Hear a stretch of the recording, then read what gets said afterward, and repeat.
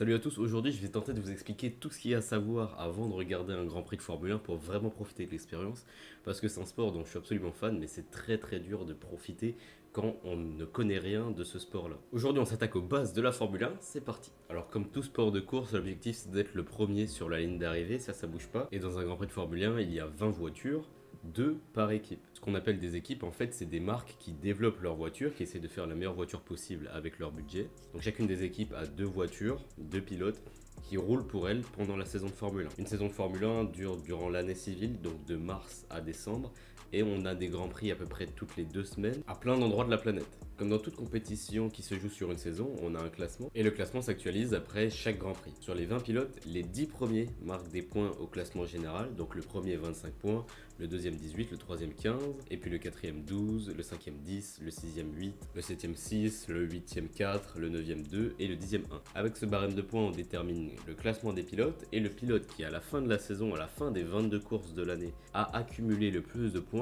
est sacré champion du monde de Formule 1. Sur les 20 pilotes qui roulent actuellement en Formule 1, il y en a 4 qui ont déjà été champions du monde dans leur carrière.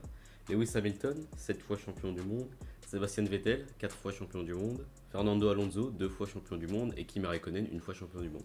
Être celui qui a marqué le plus de points à la fin de la saison, c'est quand même quelque chose de très rare. Donc ceux qui peuvent se permettre de dire je suis champion du monde de Formule 1, ils sont finalement assez peu dans l'histoire. D'autant plus qu'il y en a qui gagnent plusieurs fois alors que d'autres ne gagnent jamais.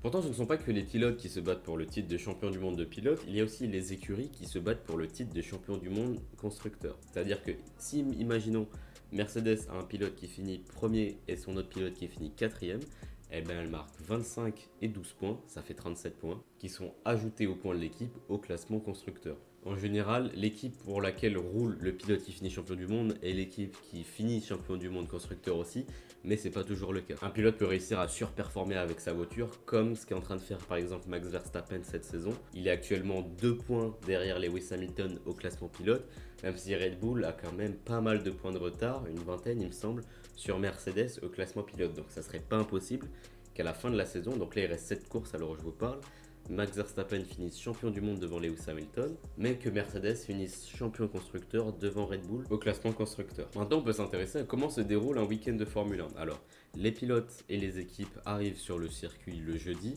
où ils ont plein de formalités à effectuer, donc déjà s'installer dans le paddock, aller en conférence de presse, aller faire des interviews, tout ça, ça fait partie de la journée de leur jeudi, et forcément commencer à réfléchir au week-end de Grand Prix. Le vendredi est très important parce que c'est le jour où les pilotes et les équipes vont faire des essais sur la piste. Alors les essais, ils permettent aux pilotes de se familiariser avec le circuit, mais ils permettent aussi à l'équipe d'adapter la voiture au circuit, parce que les circuits sont très différents et on peut faire différents réglages de voiture en fonction des circuits. Par exemple, Monza, le circuit du Grand Prix d'Italie, est un circuit avec d'extrêmement longues lignes droites, et du coup on va miser sur le fait de mettre peu d'appui aérodynamique pour que la voiture aille plus vite en ligne droite, même si elle perd du temps dans les virages, parce qu'à Monza il y a peu de virages. Au contraire, à Monaco, c'est un Grand Prix où il y a énormément de virages, et du coup pour faire des meilleurs tours, on va mettre beaucoup d'appui aérodynamique sur la voiture pour qu'elle soit plus maniable, plus rapide dans les virages, même si elle perd du temps dans les lignes droites. Dans une année de Formule 1, du coup les équipes vont rouler sur 22 circuits différents, donc c'est 22 configurations différentes qu'il y aura sur les voitures pour chaque Grand Prix, même si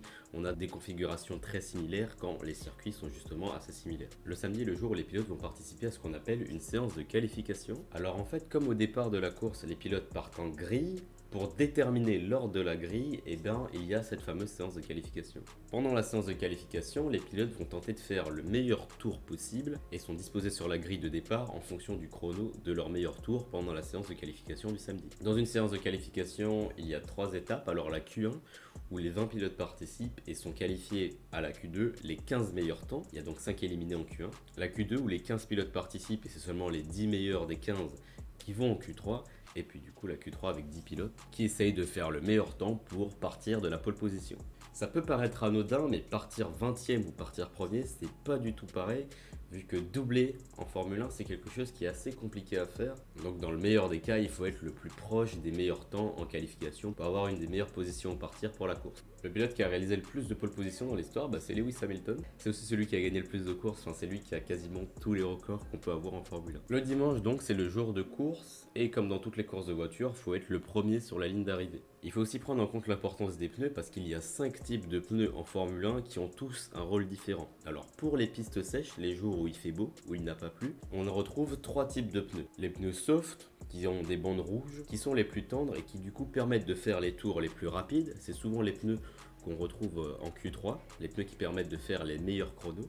Mais leur problème, c'est qu'ils ont une durée de vie assez courte et du coup, ils ont besoin d'être changés souvent. Les pneus médium, les pneus aux bandes jaunes, qui eux vont un peu moins vite que les pneus rouges, mais durent un petit peu plus longtemps. Et puis on a les pneus hard, les pneus blancs, qui eux sont beaucoup moins rapides que les pneus soft, mais qui durent beaucoup plus longtemps. Étant donné que chaque pilote est obligé d'avoir au moins 2 types de pneus différents pendant la course, c'est-à-dire de faire au moins un arrêt au stand, on se rend compte que la stratégie peut quand même pas mal jouer parce que il faut faire le choix entre rouler vite mais pas longtemps ou rouler lentement mais longtemps, et c'est là que c'est assez intéressant à regarder. Il y a beaucoup de dépassements qui se font sur la stratégie. Pendant un arrêt au stand, les changements de pneus sont faits par des professionnels. En général, ils mettent entre 2 et 3 secondes à faire un arrêt au stand. Pour vous donner une petite référence comme ça, l'équipe qui fait le mieux ces arrêts au stand en général, c'est Red Bull, qui arrive à nous sortir au moins une fois par saison des arrêts au stand à 1 seconde 8, ce qui est absolument phénoménal comme temps. Et parfois les arrêts sont ratés, on a des arrêts parfois de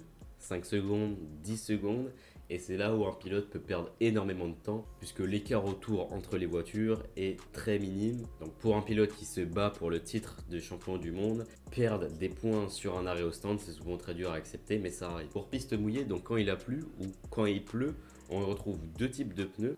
Les pneus inter, donc aux bandes vertes, et les pneus wet aux bandes bleues. La seule différence qu'il y a entre les deux, c'est que les pneus wet sont adaptés à des pistes plus mouillées que les pneus inter. Parfois la piste est mouillée mais pas trop, et du coup les équipes sont confrontées à des dilemmes entre mettre des pneus en terre ou garder des pneus pour piste sèche, comme on a vu par exemple pendant le dernier Grand Prix en Russie, où pendant la fin de course, il y a commencé à pleuvoir énormément. Du coup, on a eu un split de stratégie entre Lewis Hamilton qui a décidé de mettre les pneus inter pour finir le Grand Prix sur l'eau, et Lando Norris qui lui avait voulu essayer de terminer le Grand Prix avec ses pneus faits pour piste sèche. Bon, il a fini par glisser et perdre la course. Mais voilà, des moments comme ça où il reste 4 tours, est-ce que aller perdre 20 secondes au stand c'est rentable ou pas? Bon là il s'est avéré que oui, mais voilà, on a toujours ces espèces de dilemmes là, et c'est pour ça que c'est assez intéressant à regarder dans ces contextes là. Les courses sont organisées par la FIA, et c'est eux qui sont responsables du bon déroulement de la course et que tout le monde respecte les règles. Alors il y a des règles basiques, par exemple on n'a pas le droit de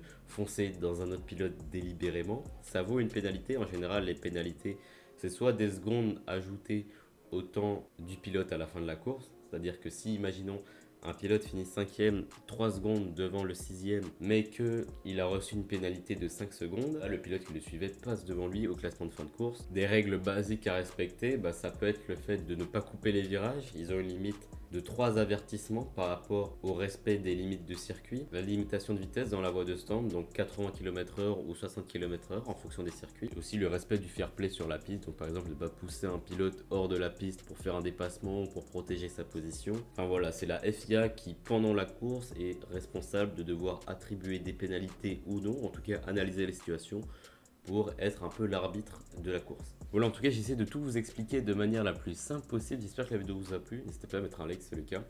Vous abonner à la chaîne YouTube si ce n'était pas déjà fait. En tout cas, moi, je vous dis c'était tout et fin. Et à bientôt.